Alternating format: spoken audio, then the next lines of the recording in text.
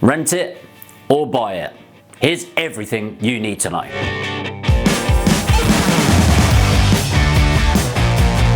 So I get asked questions quite a lot about how to build a buy-to-let portfolio, should it be commercial conversions? But actually more and more recently I've been asked by people, what about your personal house? Is it always to buy it or rent it? What angle would you go from? Well, I think there's a few things to consider, and in this video I'm going to break down exactly what I would look at both financially, mentally, and from a point of security. So let's break down what other people might say. A really common opinion from Mr. Grant Cardone is he would never buy the house that he lives in. You should rent it and use the money and work for you. A house is one of the dumbest, worst investments a human being could possibly make for one reason. You have to pay the house doesn't pay you.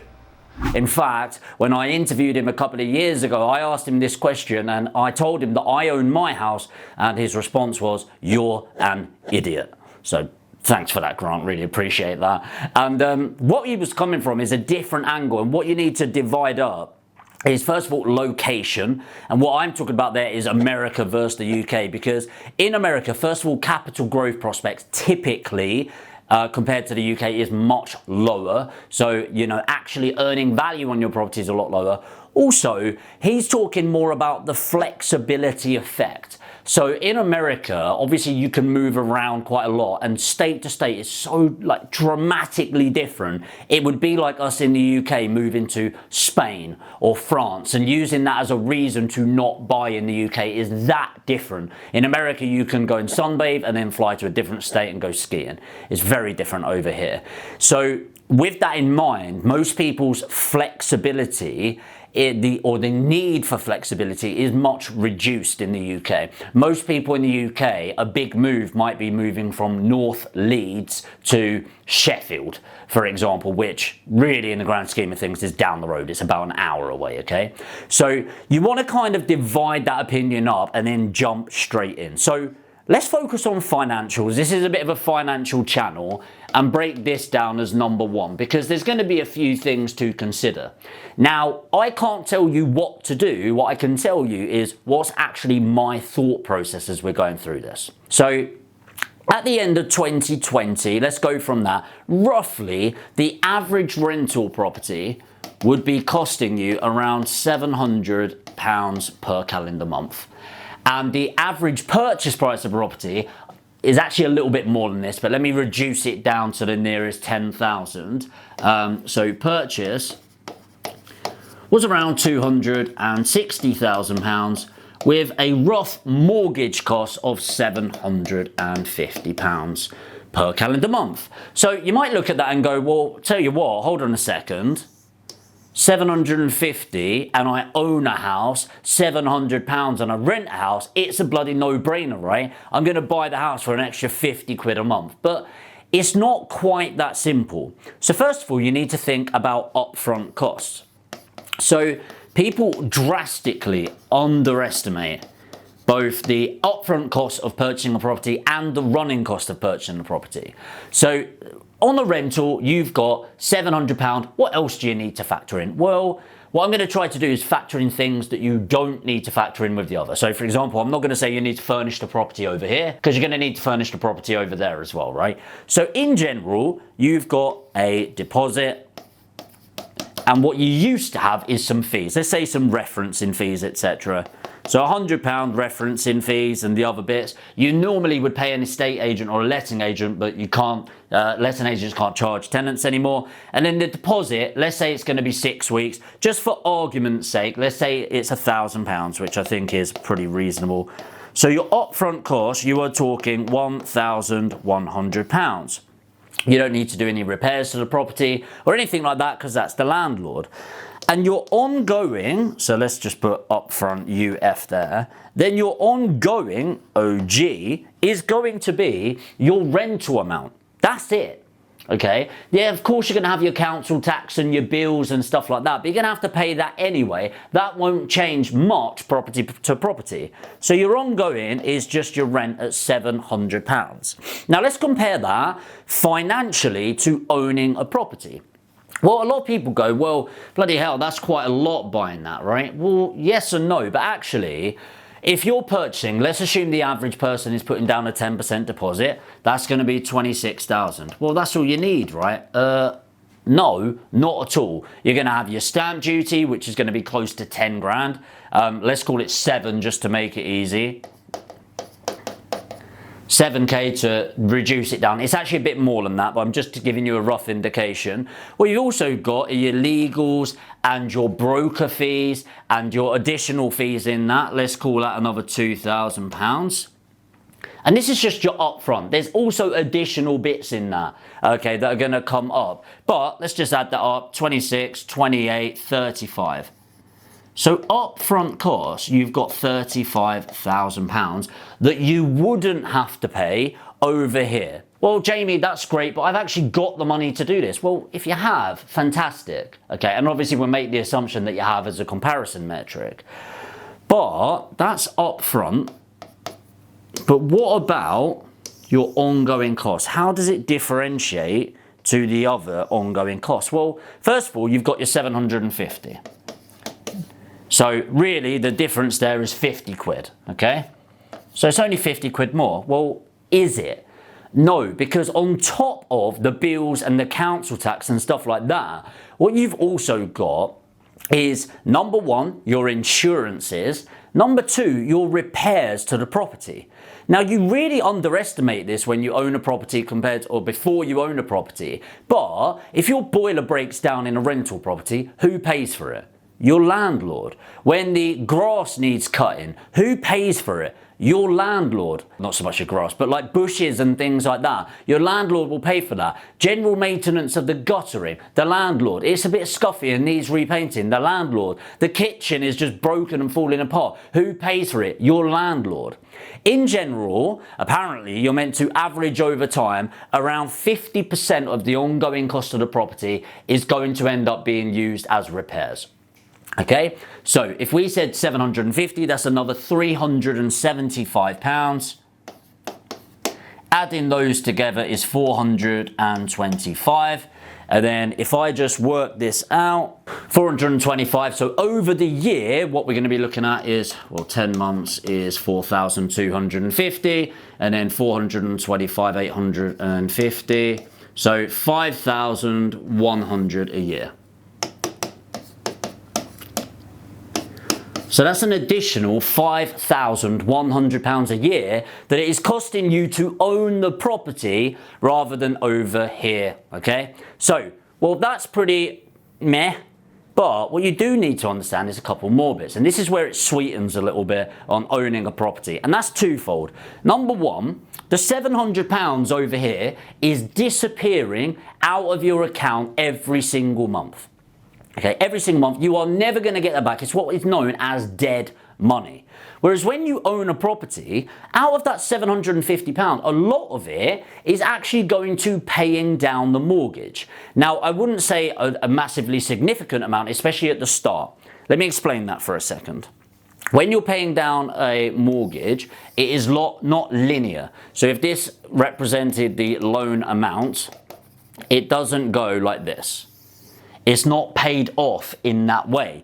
Instead, what happens is each month, say you were paying £1,000, the first month out of a 20-year mortgage, out of that £1,000, it might be £960 is in interest. It won't be this drastic, and £40 in repayment, whereas at the last month, it would be £960 is repayment and £40 is in interest. So what actually happens is the payback looks more like this. So it goes like that.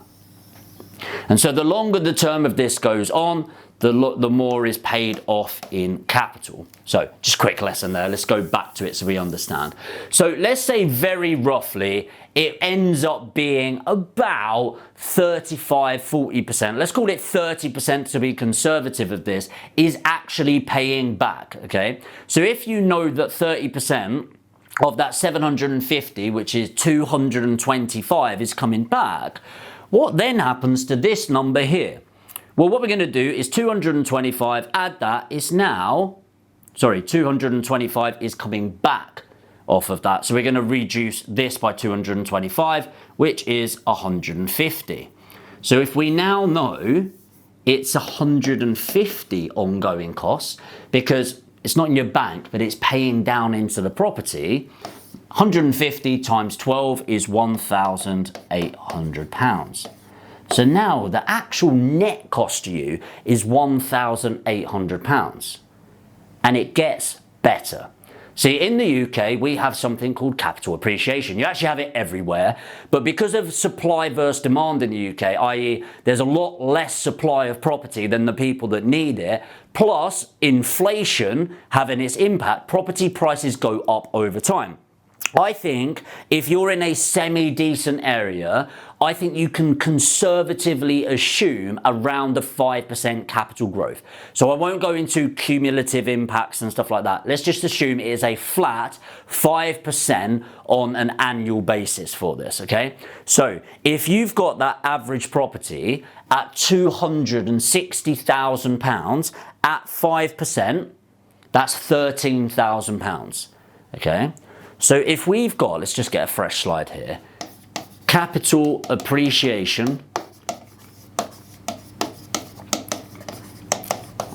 at 5%, the £260,000 property, 5% of 260 is £13,000. So let's obviously each year what actually happens is 5% goes on the new value and then the new value and a new value. So it increases and it's called cumulative impact or compounding interest. But let's assume it's just flat at 13,000 and then let's minus off what we're spending each year, which is 1,800 as a net cost.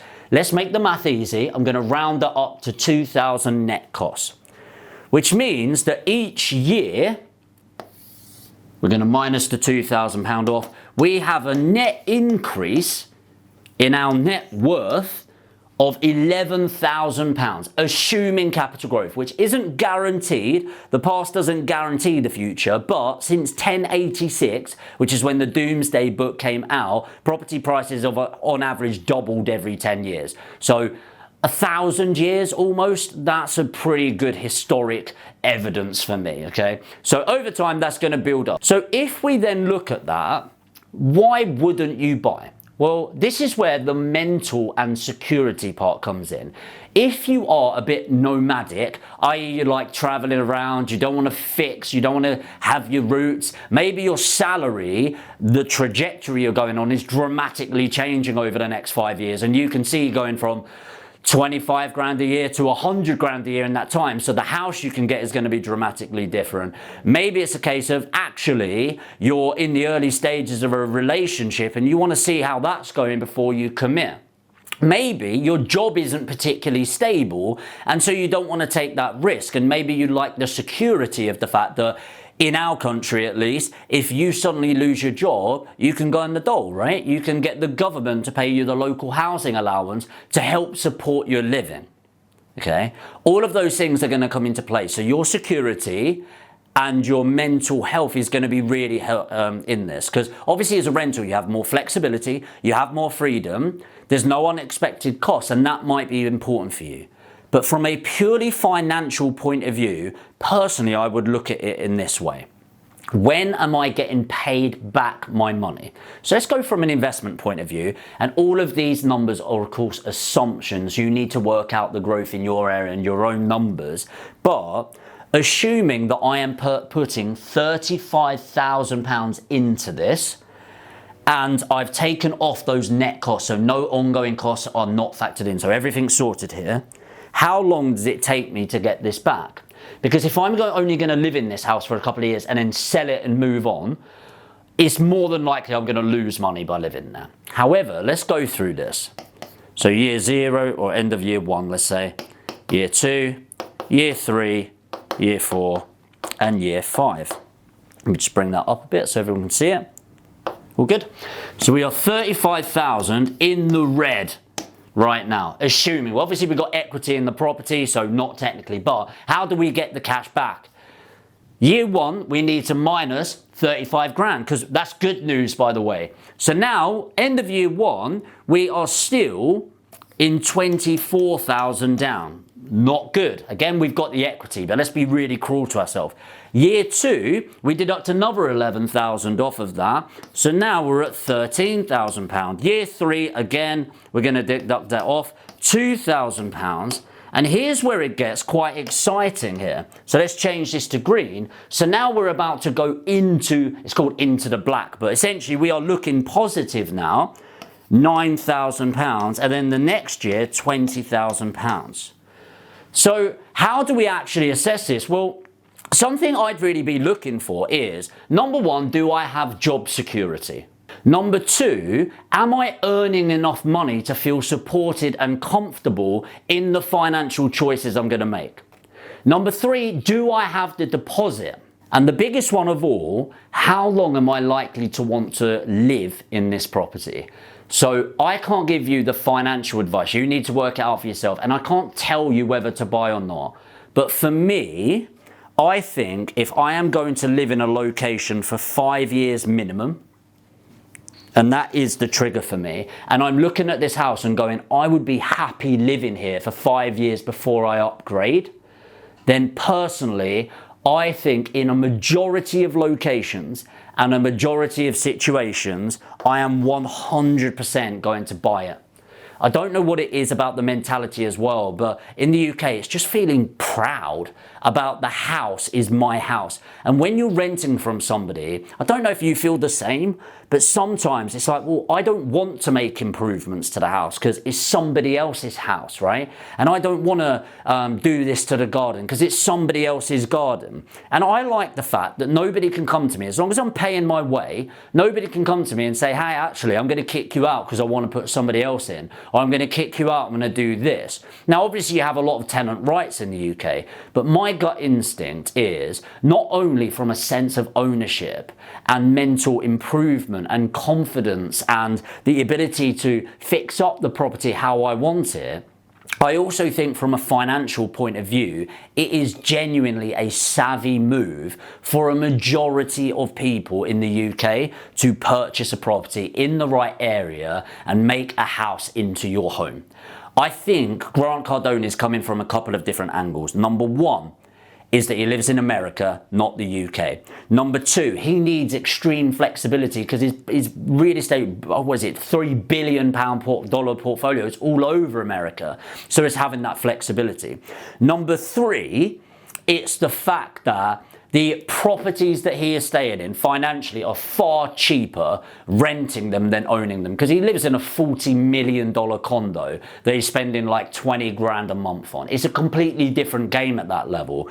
And 4, the guy's near billionaire level, okay? So the types of stuff and the communication through that is completely different to what I think our situation is, right?